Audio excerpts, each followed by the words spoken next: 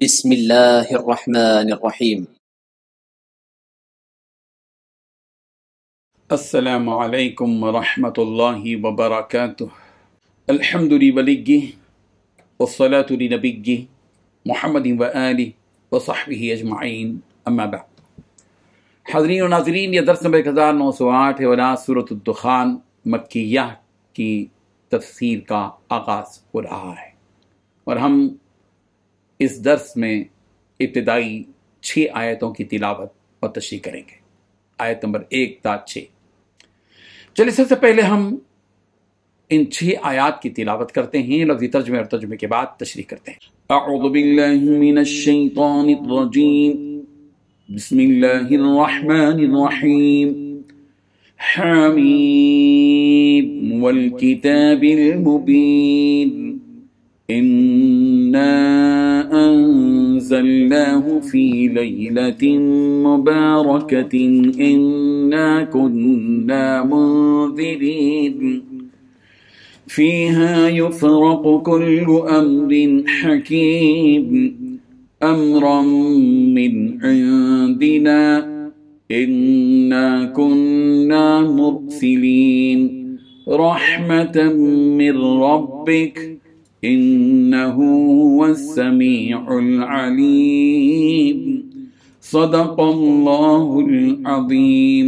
لفظ ترجمہ یوں ہے، حامیم حامیم، والکتاب المبین، قسم ہے واضح کتاب کی، انا انزلناہ، بلا شبہ ہم نے نازل کیا ہے اس کو، فی لیلۃ مبارکہ، ایک بابرکت رات میں، انا کننا، بے شک ہم ہیں، منذرین، ڈرانے والے، فیہا، اس میں، یفرق، فیصلہ کیا جاتا ہے، کل امر، ہر معاملے کا، حکیم، حکمت والے، امرن، بطور حکم، من عندنا، ہماری طرف سے، انا کننا، بے شک ہم ہیں، مرسلین، بھیجنے والے، رحمتن، رحمت سے، من ربک، آپ کے رب کی طرف سے، انہو، بلا شبہ وہی ہے، السمیع، خوب سننے والا، العلیم، خوب جاننے والا۔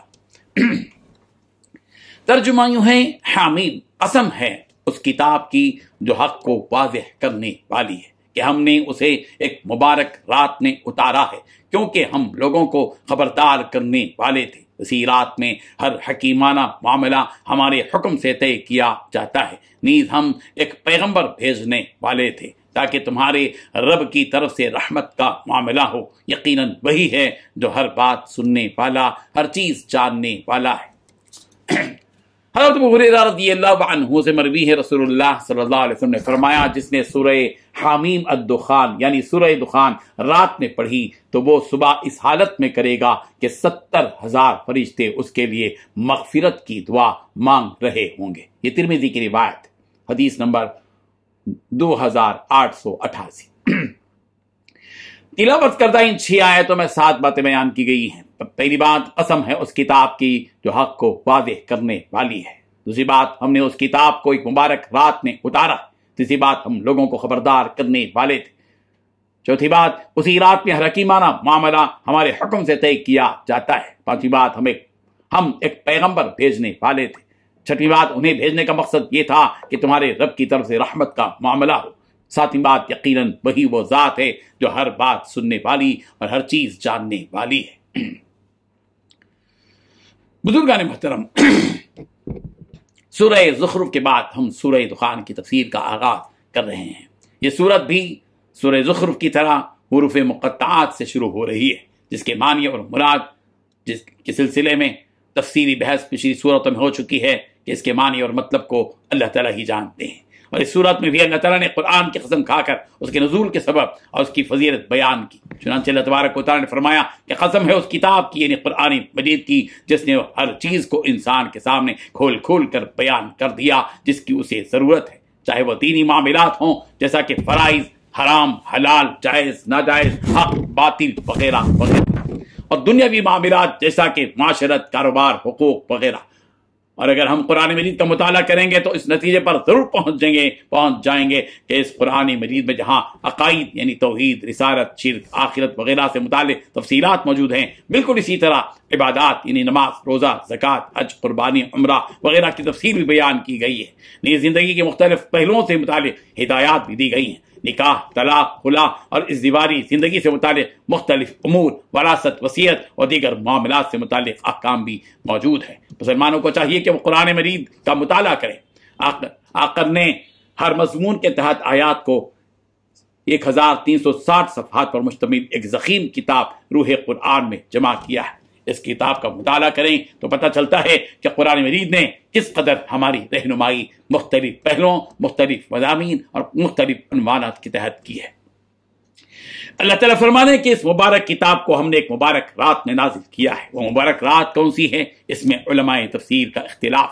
بعد نے کہا کہ اس مبارک رات سے مراد 15 ماہ شعبان کی 15ویں رات ہے، اور اکثر نے کہا کہ اس سے مراد شب قدر ہے، جیسا کہ حضرت قتادہ رضی اللہ عنہ نے فرمایا کہ فی لیلۃ مبارکہ سے مراد شب قدر ہے کہ اللہ تعالیٰ نے حضرت ابراہیم علیہ السلام کے صحیفے کو پہلی رمضان میں اتارا، تورات کو 7 رمضان، زبور کو 17 رمضان، انجیل کو 18 رمضان اور قرآن مجید کو 25 رمضان میں اتارا۔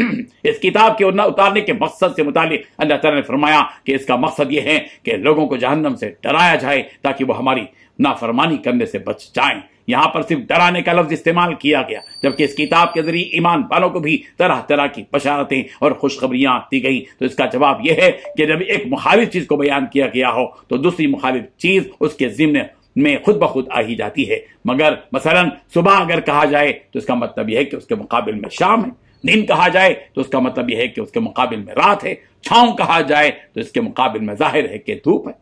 اللہ تعالیٰ اس رات کی ایک اور فضیلت بیان کر رہے ہیں کہ اس رات میں ہر حکیمانہ معاملات طے کیا جاتا ہے، یعنی اللہ تعالیٰ کے حکم سے اس رات دنیا کے سارے معاملات طے کیے جاتے ہیں کہ کون جیے گا اور کون مرے گا، کس کو کتنا رزق ملے گا اور کس کو کتنی دولت ملے گی، کس کے یہاں اولاد ہوگی اور کس کے یہاں اولاد نہیں ہوگی وغیرہ۔ جو بھی اس دنیا میں ہونا ہے وہ سب اسی رات میں طے ہوتا ہے۔ حکیمانہ معاملہ اس لیے کہا گیا کہ جو بھی اللہ تعالیٰ انسان کے لیے طے کرتا ہے وہ حکمت سے بھرا ہوا ہوتا ہے، اس کا کوئی کام حکمت سے خالی نہیں، اس لیے اس جانب اشارہ دیا گیا۔ اس رات کے بارے میں بھی وہی اختلاف ہے جو کہ پچھلی آیت میں تھا، یعنی یہ رات شب قدر ہے یا شب برات، مگر اکثر علماء کی یہی رائے ہے کہ شب قدر ہے، جیسا کہ ربیعہ بن کلثوم رحمہ اللہ کی روایت ہے کہ میں حضرت حسن بصری رحمہ اللہ کے پاس تھا کہ ایک آدمی آیا اور اس نے آپ سے پوچھا کہ ابو سعید کیا شب قدر ہر رمضان میں ہوتی ہے؟ تو آپ نے کہا ہاں اللہ کی قسم وہ ہر رمضان میں ہوتی ہے، اور کہا کہ یہی تو وہ رات ہے کہ جس میں اللہ کے حکم سے ہر معاملہ طے کیا جاتا ہے۔ اسی رات میں اللہ تعالیٰ موت، زندگی اور رزق وغیرہ کا فیصلہ فرماتا ہے۔ یہ بات تفسیر طبری میں موجود ہے۔ اللہ تعالیٰ فرما رہے ہیں جب ہم نے یہ کتاب نازل کی تو ہم نے اس کتاب کو سمجھانے کے لیے ایک معلم اور ایک رسول بھیجا جو ہماری آیت ہے تمہیں پڑھ کر سنائیں، تمہیں اس کے احکامات سنائیں، تمہارے سامنے اسے کھول کر بیان کریں۔ ہم نے گویا کہ ایک رحمت کو تمہارے درمیان بھیجا ہے کہ وہ ہر دم تمہاری بھلائی چاہنے میں اور تمہاری کامیابی چاہنے میں مصروف رہتے ہیں، اور یقین جانو کہ جس اللہ نے تمہارے لیے سب کچھ تیار کیا وہ تمہاری ہر خفیہ اور علانیہ باتوں کو سننے والا ہے، اور جو تم دل میں چھپاتے ہو اور جو ظاہر کرتے ہو اسے بھی وہ جانتا ہے۔ لہذا تنہائی میں بھی گناہوں سے بچو اور لوگوں کے درمیان رہتے ہوئے بھی اور ہمیشہ دل کو برائیوں سے پاک رکھو۔ اللہ تعالیٰ ہم سب کو عمل کی توفیق عطا فرمائے، آمین۔ وآخر دعوانا ان الحمد للہ رب العالمین۔